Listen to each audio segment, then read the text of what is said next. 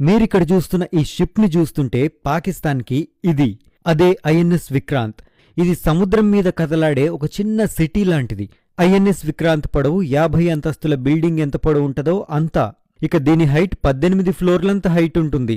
బరువు 4,50,00,000 కిలోలు. లోపల 2,400 కంపార్ట్మెంట్స్, 1,600 మంది నేవీ స్టాఫ్ ఉంటారు. వీళ్లందరికీ ఫుడ్ కోసం గంటకి 3,000 చపాతీలు చేసే వ్యవస్థ, 16 బెడ్స్తో ఉన్న ఒక హాస్పిటల్. దీనిమీద 30 దాకా యుద్ధ విమానాల్ని పార్క్ చేసి మోసుకెళ్లొచ్చు.